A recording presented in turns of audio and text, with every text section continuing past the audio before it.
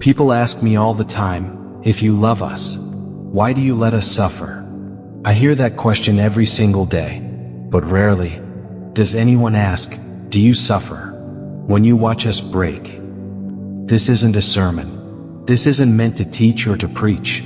This is a diary, a quiet place where I write what I feel, not to be read, but because even I need somewhere to put my heart sometimes. And if you're listening, maybe this was meant for you. They think I forgot them. When the money runs out, when the prayers go quiet, when no one calls and the silence is louder than the pain, that's when they say, he must have left me. But I never left. I was there. In the hospital hallway when she lost the baby. In the bedroom where he cried after pretending all day that he was fine. In the tiny moment when she smiled for someone else. Even when she had no joy for herself. I was there, quiet, present, holding space where no one else could. I don't forget the ones I love. I never have. But sometimes, they forget me. And even when I whisper, they don't always hear. That's what I'll write about next. I whisper, but they can't hear. I never stop speaking. I speak in stillness, in softness, and love. But most of the time they can't hear me anymore. It's not their fault. The world is so loud. Loud with fear. Loud with pressure. Loud with lies dressed up as truth. My voice isn't angry or dramatic. It's gentle. It waits behind the noise. It lingers in peace, hoping someone will slow down long enough to listen. I whispered to her when she stood at the kitchen sink, barely holding it together. You're not alone, I said. But the shame in her heart was louder. I spoke to him when he stared at a bottle he promised he wouldn't touch again. You're still mine, I said. But the guilt screamed louder than my love. You see, my voice won't fight to be heard. Love never shouts over fear. It just keeps whispering. And many believe my silence means I'm angry. But that's not why they don't hear me. That's not it at all. Let me tell you what I really feel. They think I'm angry. So many of them do. They think I'm watching with crossed arms, keeping track of their mistakes, waiting for one more failure so I can say, see? I knew you'd disappoint me. But I never said that. That voice isn't mine. That voice comes from fear, not from love. I don't sit in the sky with a list of rules. I sit beside the broken, and I listen to hearts that no one else hears. I remember the woman who felt like she let everyone down. She hadn't prayed in years. She thought I'd be disappointed. But I wasn't. I was just glad she was still breathing, still trying.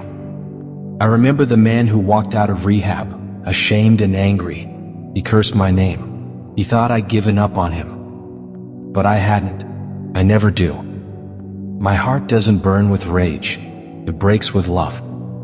And even in all their flaws, I never asked for perfection. That's what I'll write about next. I'm not asking for perfection. That was never the deal. I didn't breathe life into them expecting spotless lives. I knew they'd struggle. I knew they'd fall. I didn't create perfection. I created people. With hearts that feel, with minds that wander, with hands that sometimes tremble. But they think they have to clean themselves up before they come back to me. Like I only love the polished version of them. I don't. I love the messy. I love the questions. I love the trembling voice that says, I don't know how to pray anymore. I remember the young man sitting in his car, too ashamed to walk into church. He thought I'd be angry, but I was already sitting beside him, quietly, just waiting. I don't need rehearsed words. I don't need performances. I just want their honesty. They never had to earn my love. They only had to receive it. But when they fall, they think they fall alone, as if I don't feel it too. But I do. And that's what I'll write about next. I cry too. I know that's hard to imagine. A God who cries. But I do. Not because I'm weak, but because I love. I cried when she stood in the hallway holding the test that said, negative. Again. I cried when he folded the eviction notice and told his kids it was going to be okay. I cried when she sat alone on her birthday and told herself she didn't care. Love doesn't watch suffering from afar. Love kneels beside it. I'm not far away when they grieve. I'm not indifferent when they break. My tears aren't dramatic. They're quiet, like theirs. I don't stop the pain, because sometimes the pain is what wakes them up. But I never stop holding them through it. And I never stop waiting for them to turn toward me, even if it takes years. Because I'm not in a rush. I'm not giving up. I wait, always, and that is what I'll write next. I wait endlessly. I wait, not for hours, not for days. I wait for years.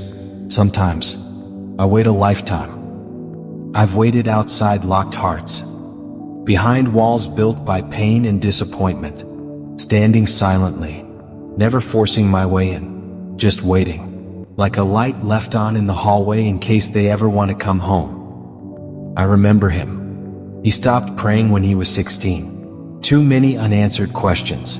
Too much pain for someone so young. He thought I left, but I never moved. I waited as he tried to fill the silence with noise, people, pills, ambition. And still, I waited. I remember her, angry at me for taking someone she loved. She said she'd never speak to me again. I said nothing, but I stayed close. I wait not because I'm powerless, but because love never forces. Love knocks. It never kicks down the door. And when they return, even if it's after a lifetime of silence, I don't say, "Where have you been?" I say, "You're here. You're home."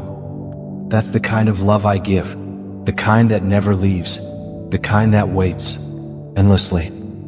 But sometimes, even after all the waiting, even after all the silence, they still can't hear me. Not because they don't want to, but because they've forgotten what my voice sounds like. That's what I'll write about next. You don't recognize my voice anymore. There was a time when they heard me clearly, in the stillness of a morning, in the wonder of a sunset, in the quiet tug on their heart that said, "This is right, this is true, this is love." But now, they don't recognize my voice anymore. Not because I've stopped speaking, but because they've tuned their ears to noise that drowns me out. They've come to believe that my voice must sound like thunder, like commands, like shame wrapped in holy words. But that's not me. I don't scream. I don't guilt. I whisper. I speak through compassion, through the conviction to forgive, through the courage to stay soft in a hard world. I tried to speak to him when he was about to lie just to fit in. I whispered, "You're enough without this." But the fear of being rejected shouted louder. I tried to speak to her when she almost texted someone she knew would break her again. I said, "Wait, you deserve more." But loneliness spoke first. My voice is not gone. It's just unfamiliar, because they've been listening to voices that don't love them. And the more they follow those voices, the less they trust the sound of mine. But I haven't changed. I'm still here, still whispering, still hoping one day they'll turn down the volume of the world long enough to hear me again. And even when they don't hear me, I stay. I never walk away.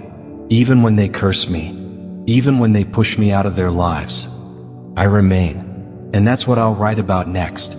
Even when you curse me, I stay. I've been blamed for many things.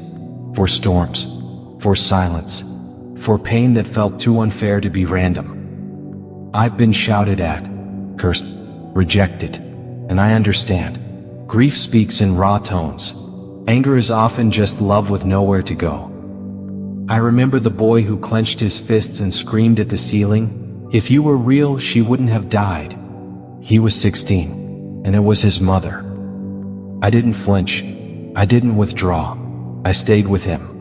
In the anger, I sat beside him in the dark, because pain doesn't scare me.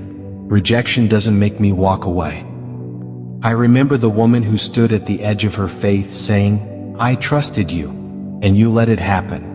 Her voice broke, but I didn't. I didn't leave when she slammed the door. I didn't disappear when she stopped speaking to me. I stayed, quiet, close. You see, Love doesn't leave just because it's not loved back. Not real love. And mine is real. I don't need praise to be present. I don't require worship to remain. Even when you curse me, I stay. And in the quiet moments, after the shouting fades, I still whisper the same thing I always have: come home. Because no matter what they've said, no matter what they've done, I still believe in them. And that is what I'll write about next. I still believe in them. I know what they say about themselves. I'm too broken. I've messed up too many times. I'm not who I used to be. But none of that changes what I see. Because when I look at them, I don't just see what they've done. I see who they are, and who they're becoming. I see the fire that suffering couldn't put out. I see the tenderness they still protect deep inside. I see the courage it takes to keep waking up, even when life feels heavy.